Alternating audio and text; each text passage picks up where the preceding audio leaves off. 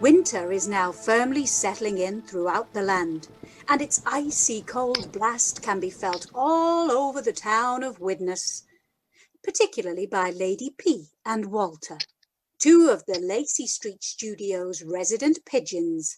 Today we find them huddled together in the rafters. Walter, you do realise I don't usually allow anybody to get so close to me. Only it is so cold today and I'm merely using your body heat to keep me warm. Is that right? Yes, Walter. I mean, I have my reputation to consider. After all, I am a lady. How is Pierre? Do not mention his name, Walter. But I thought he was the love of your life. Well, you thought wrong, Walter, as usual. I mean, I haven't heard anything of him fluttering around here lately. And you won't hear him fluttering around here, as you say, anymore. Oh dear. What went wrong?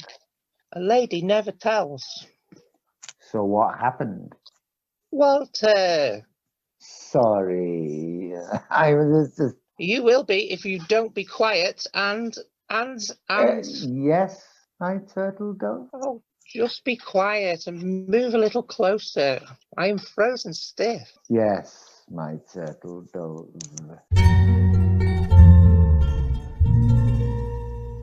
Meanwhile, in the Lacey Street Studio kitchen, Catherine, Beryl and Robert are about to take their morning break.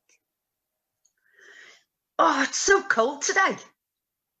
Well, the heating's on, so it should warm up pretty soon. Well, I hope so. My feet are like ice and my nose won't stop running. Where to? Eh? Your nose? Where's it running to? You're not funny. Maybe not, but your nose is definitely running. Oh, tell him, Catherine. Tell him what? That he's not funny. Bob? Yes? You're not funny. No, okay. And I do wish you'd call me Robert. Right, Bob. I mean Robert. Thank you. No sign of Albert this morning. He'll be here soon. I don't think he likes being retired. He's been here more now than when he worked here. Well, that's what he like to call it. He gets in here at 10:10 every day. He instinctively knows that the tea and biscuits will be ready by then. In fact, looking at that clock, he'll walk through that door in 5, 4, 3, 2, 1. Morning, comrades. Any chance of a spare cup of tea and a possibility of a biscuit coming my way? Come on up, Albert. Sit yourself down. I'll bring them over. Lovely. Bob? I mean Robert. When you finish your tea, could you have a look at those paving flags in the garden, please? Only some of them appear to be sinking. Oh no, it's freezing out there. I'll catch me death. Now, lad, you never heard me complain about the cold. That's because you never went out. I'll have you know that when I were a lad, winters was much harsher than today. Every morning we had to fetch a bucket of water from the yard in order to get a wash. I tell you, some days it was so cold we had to break through the ice. Break through the ice on the surface. Oh, you're all soft nowadays. Drink your tea, Albert. I've got a packet of your favourites here. Ooh, chocolate shortbreads. Lovely. Right, coat on, gloves on, ready for action. Good lad, Bob. I'll have a chip balm and a nice big hot mug of tea ready for when you finish. Nice one. Oh, and don't forget the brown sauce. As Bob attends to the paving flags and Albert settles down with a mug of hot tea and chocolate shortbread biscuits, we return to life in the rafters. I do believe it's starting to warm up in here. Oh, may we? Yes, Walter. That new boiler that they had installed seems to have been a big improvement. Yes. Now that I'm warmed up, I think I will have a little reconnaissance flight up the high street to observe what tasty morsels are lying around. Oh dear, Walter, your eating habits are disgusting. I shudder to think what your insides are like. At the moment, my little dove, they are empty, and I need to rectify that. I found half a Cornish pasty yesterday, and it was still quite warm. Still quite warm, you say? It was. Oh, well, in that case, if you find something that is quite warm, perhaps I might be persuaded to try a little. I shall see what I can do. Oh, and Walter... Yes, my little turtle dove? Hurry up! Yes, my little turtle dove. Albert has finished his tea and has eaten half a packet of chocolate shortbread biscuits. He is now sat on one of the Lacey Street Studio settees in the main hall. Catherine and Beryl talk softly to each other so as not to awaken him from his deep slumber. Look at him. He's like one of those grizzly bears you see on the telly, hibernating. I feel sorry for him, really. He lives alone and he only has his pension to survive on. I think he misses us all, although he wouldn't admit it. Wasn't he married? He was, some time ago. His wife, Vicky, died just after I started working here. She was a lovely lady, only in her early 50s. Oh, that's awful. Has he got any children? He's got a son, lives in Australia or New Zealand, I think. Does he ever see him? Nothing I know of. He gets a card at Christmas and birthdays, but I think that's it. Oh, God. Even I'm starting to feel sorry for him now. Come on, let's leave him sleeping peacefully here and go to see how Bob's going on. Suddenly, a mysterious-looking lady dressed completely in black enters the hall. She is followed by a very flamboyant-looking gentleman who appears to be rather perplexed. Can we help you? Oh, I hope so. Are you anything to do with the Lacey Street Spiritualist Church? Oh, no, that's next door, I'm afraid. Oh, dear poo sticks. You're supposed to have a booking there at 11 this morning and, well, it's all locked up. I'm terribly sorry, but I'm sure that they're closed today. Oh, flippity flip. You've got to be at a gathering in Ellesmere Port at 4 this afternoon. Well, that's not far away, Ellesmere Port. It is when you have to travel by bus. Oh, poo sticks. Oh, I'm terribly sorry, but I haven't introduced us. This is Madam Felicity Antoinette Kingsley Angelica, mystic communicator with the other side, foreseer of the future, and has the unique gift of being able to communicate with those on the other side. Where? Runcorn? Sorry. I was wondering if you and Lady Phyllis would like a cup of tea. It's Madam Felcity. No milk, 5 sugars, and Cecil. This room is full of energy. I can sense the spirits amongst us. It must be coming from the bar. Oh, you're going to the bar. Then I will have a double brandy, no ice, no water, and no contamination. I think we're all out of that. I'm sorry, Miss? Madame. The bar is not open yet. We usually only open for functions and events. Then I suppose tea will have to suffice. Right, 2 teas, 1 with no milk and 5 sugars, and the other with... Oh, can I be really awkward and ask for a decaf? With almond milk and no sugar? You can be as awkward as you like, but you'll get ordinary tea with ordinary milk. Okay.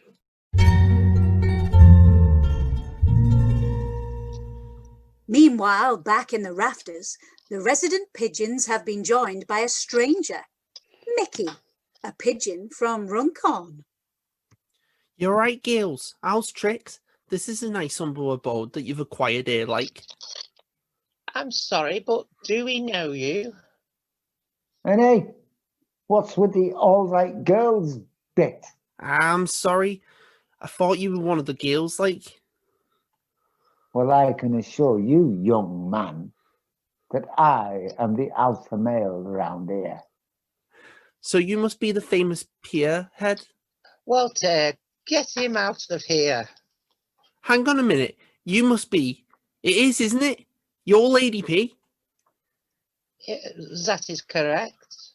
Wow. Wait until I tell our Degsy that I've met the one, the only Lady P. May I say, other pigeons have told me that you're beautiful, but they're wrong, like. What?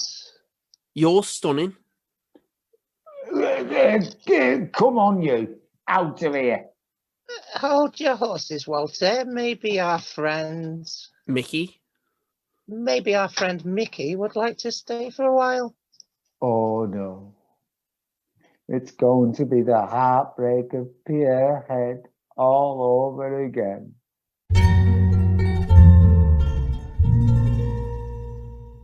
Catherine and Beryl are followed outside by Madam Felicity and Cecil to the gardens of the Lacey Street Studio. Bob is standing in a large hole, roughly waist deep. What the? Why have you dug a hole that deep, Bob? I didn't. It just sort of fell in. Fell in? Yeah, that's why the pavement flags were sinking. But that's not all. How do you mean? Well, first I found a few bones. Bones? Yeah, and just now I found this. Oh, my giddy aunt, it's a skull. Yeah, it looks like some sort of animal. That, my dear boy, is the skull of the infamous Widnes Werehound. The infamous Widnes Werehound. Yes, it is said that it roamed this area many, many years ago. One bite from its teeth and the victim would be sentenced to a living death. Oh, wait, put it down, Bob. I don't believe in no werehounds. It is rather large and dirty, and its teeth look very gruesome. I do think it would be best just to bury it again, young man, just to be on the safe side. The legend also says that the ghost of the Widnes Werehound roams the streets of the town at night seeking out further victims. Victims! Furthermore, it is said that if any person disturbs the grave of the Widnes Werehound, then that person will be hunted down by the ghost of the hound and devoured. Oh, come on. You don't expect us to believe all that, do you? There's no such thing as ghosts. But what about our resident ghosts, Mr. Hurd and Mr. Burke? Oh, yeah. I forgot about them. Hang on a minute. What if I just put it back, sort of rebury it? Too late, dear boy. The deed is done. You are doomed.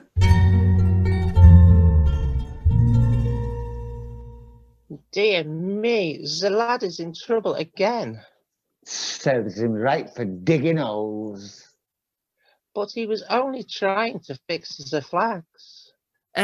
Why did he call those flat things that stay on the floor flags, like? I mean, they don't wave in the wind like the ones that you put on poles, do they, like?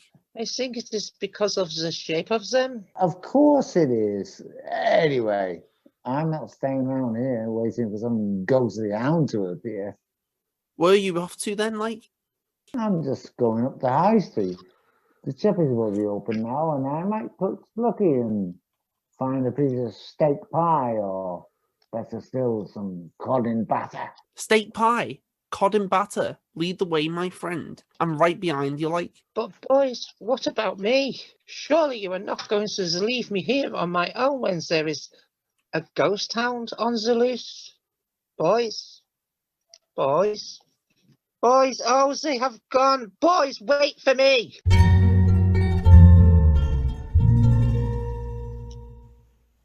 That's That's it, Bob. Bury it exactly as it was.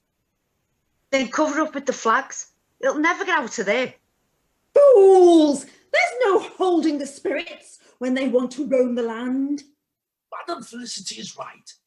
I mean, the things I've seen and been touched by while I've been with her would make your hair curl. I bet it would. There is only one thing we can do in order to appease the spirit of the hound. What's that? We must summon the spirits that inhabit this place and beg that they can help us. Well, I think you're out of luck there, missus. I'm sure Mr. Hare and Mr. Berg have gone away to Zalaca for a 2-week break. This place is full of spirits. She must be on about the bar again. No, Madam Felicity has a gift. She will summon the spirits to help. I just wish someone would do something. This is far too scary for my liking. Right, Bob. Now you fill the hole in, put the flags back, come inside and have a nice cup of hot tea. Is there some place that Madam Felicity and I can get prepared?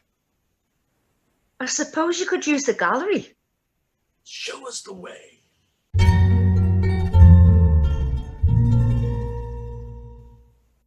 They all return inside. Beryl takes Madame Felicity and Cecil into the gallery, and Catherine and Bob go into the kitchen. Throughout, Albert has been soundly sleeping on the settee. His snoring resonates around the room. Catherine and Bob join the others in the gallery. Cecil produces a tea light from a large black handbag that Madame Felicity has been holding. He places it in the centre of the table, strikes a match, and lights the candle. Hey, that won't set the smoke alarms off, will it? I think it should be okay, Beryl. Just will you, and let her do whatever she's going to do. Please, settle down. Madam Felicity needs absolute silence. I'm getting something. A sound. That's just Albert snoring. Who is Albert? It's Albert. Albert? Albert! If you can hear me, please answer. Oh, she's marvellous when she's on form. Albert, please let us know if you can hear us, Albert! Albert! Hello? Albert, are you in the room? No. Where are you, Albert? I'm out here in the hall. Albert. Hall? Albert Hall? Exactly, our Albert. Albert! Can you join us in here? Oh, hello. Oh! Any tea and biscuits going for you? Madam Felicity! I think she's fainted. Madam Felicity! Yes, definitely sparked out. Come on, Madam! Oh, Doris! Doris? Doris! Yeah, she's not really Madam Felicity. Her real name is Doris Threadgold from Wavertree. And what about you? Me? Oh, I'm my next door neighbour, Arthur Gilchrist. We do this sort of thing, a part-time job, you know, bits of interest. Don't mean to hurt anybody. Can someone please tell me what the heck's going on in here? Oh, Albert, I was fixing the flags out in the back when I accidentally dug up the Widnes Werehound. The Widnes what? The Widnes Werehound. It roams the streets of Widnes searching for victims. Yeah, and I've disturbed its grave. Have you all gone mad? No, Madam Felicity is a psycho, and she told us all about it. You mean physic, Bob? Psychic. I think the word you're searching for is fake. What? No, honest, Albert, we found. You found?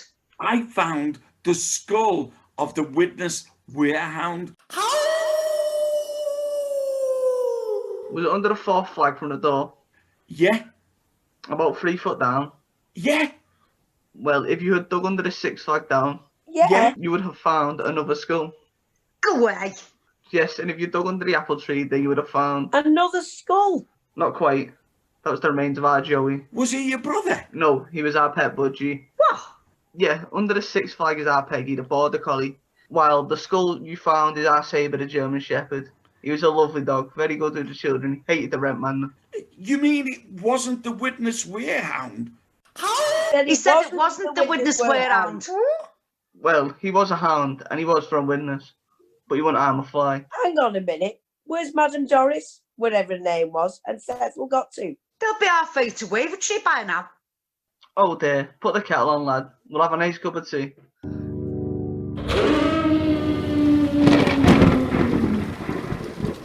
Casting crew of this production of Waifs and Strays, the Widnes Werehound, was as follows. Written by Keith Fielding, directed by Louise McNulty, and edited by Jane Swift. The narrator was Louise McNulty, Lady B. Sheri Jones, Walter Richard Bradshaw, Mick Jane Swift, Beryl Colette Barra, Catherine Jane Bennett, Bob Keith Fielding, Albert Josh McNorton, Madam Felicity Georgina Ridehalgh, Cecil John Bostock, the Widnes Werehound, the cast. Or was it the real Widnes Werehound? No animals were hurt during the making of this radio play. Woof, woof. Who's a pretty boy then?